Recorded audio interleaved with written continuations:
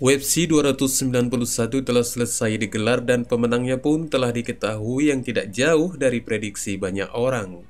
Kemudian apa yang menjadi pertanyaan selanjutnya adalah pertarungan yang berikutnya bagi para pemenang. Siapakah lawan yang akan dihadapi mereka untuk pertarungan yang selanjutnya? Dan kali ini akan teruraikan siapakah lawan mereka yang selanjutnya dari 5 pemenang di kartu utama UFC 291.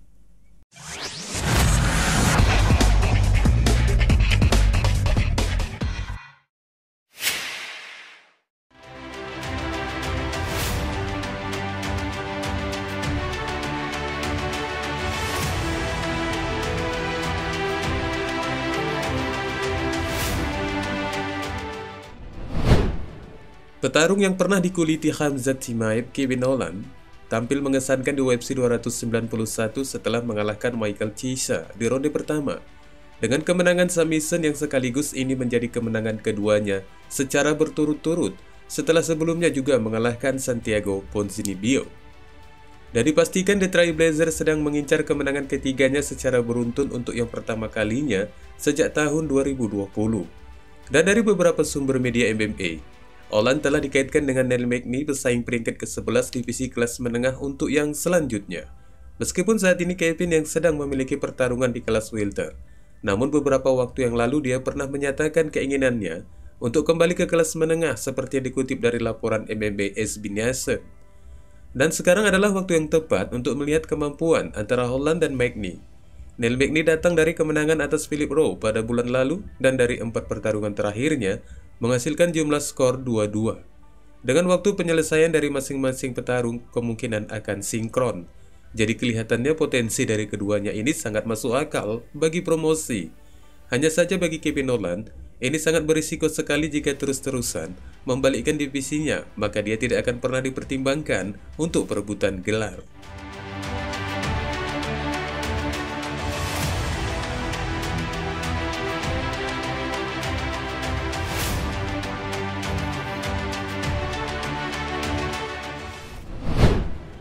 Green meraih kemenangan besar semalam dengan mencekik Tony Ferguson. Hanya beberapa detik lagi pertarungan dengan 3 ronde itu akan berakhir.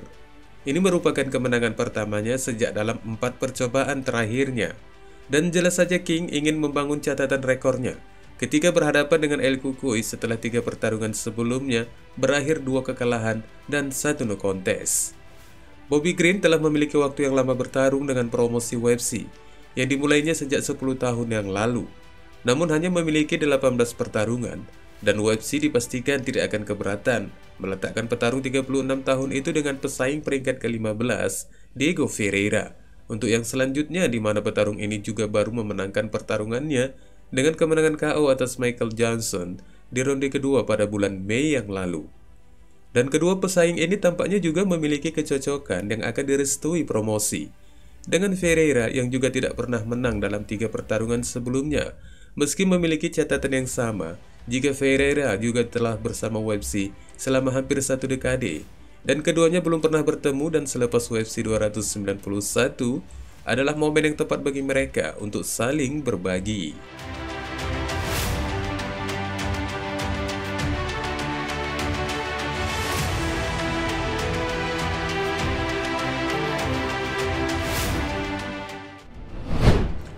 Setelah Lewis mengendalikan Marcos Rogerio V, dia mengungkapkan bahwa dia akan memasuki agen bebas sama halnya apa yang telah dilakukan Francis Ngannou kepada promosi.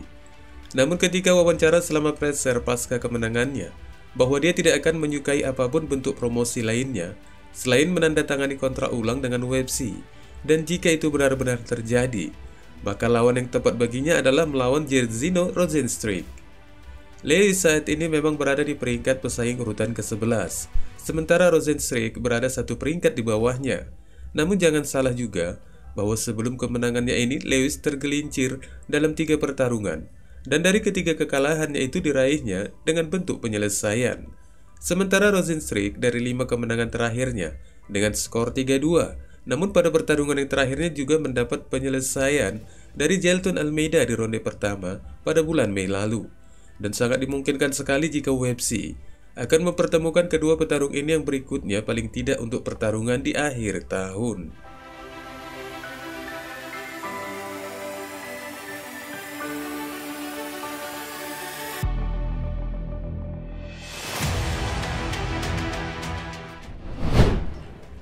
Hasil dari pertarungan di kelas berat ringan sebagai debut dari Alex Pereira di divisi tersebut akhirnya tercoreng dengan keputusan dewan juri yang dinilai kontroversial oleh banyak kalangan.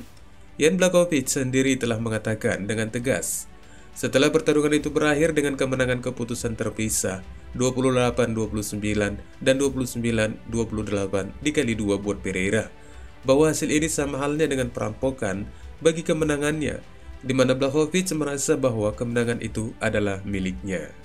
Akan tetapi di luar dari keputusan yang berbau kontroversi itu, Pereira tetaplah sebagai pemenangnya, meski itu tidak akan membawanya langsung kepada tembakan gelar yang saat ini masih belum memiliki kepemilikan yang diakui setelah sang juara Jamahal Hill melepaskan sabuk kejuaraan itu akibat cedera yang dialaminya. Dari beberapa tanggapan pesaing asal Brasil itu beberapa waktu lalu, tampaknya Poatan lebih menyukai pertarungan triloginya dengan Israel Adesanya dan rela mengurangi berat badannya hanya untuk mengejar pertarungan itu terulang lagi.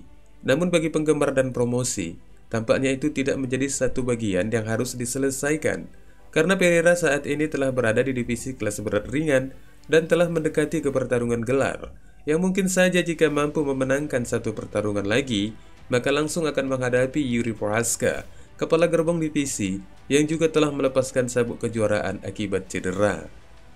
Namun sebelum sampai ke sana, Pereira sangat dipastikan sekali akan menghadapi Magomed Ankalaev terlebih dahulu, yang saat ini berada di peringkat pesaing kedua. Dan promosi tidak punya alasan lain untuk tidak menggelar pertarungan ini, karena jika UFC melakukan spekulasi besar dengan tidak menggelarnya, hampir bisa dipastikan jika Ankalaev merasa dikebiri dan bisa saja meninggalkan kerjasamanya dengan promosi, selain dari pandangan beberapa penggemar lainnya yang juga menilai adanya ketidakadilan di tubuh promosi.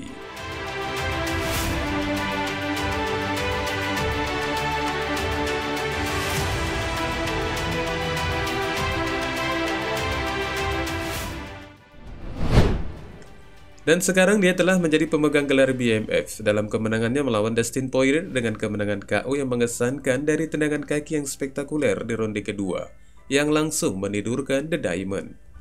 Gaethje dipastikan harus memiliki banyak kesabaran untuk menantikan pertarungan yang berikutnya, dengan potensi kepada tembakan gelar, yang akan melawan pemenang antara Islam Makhachev versus Charles Oliveira. Dan peluang ini tidak perlu diragukan lagi, karena tidak ada pesaing lain yang bisa menjamin perebutan gelar berikutnya di divisi kelas ringan. Dan peluang tembakan gelarnya ini bisa dikatakan akan digelar pada tahun depan, asalkan tidak ada pertarungan lain yang bisa menunda tembakan gelarnya, seperti pertarungan ulang jika prediksi banyak orang bisa saja terbalik untuk pemenang antara Islam versus Oliveira. Wassalamualaikum warahmatullahi wabarakatuh.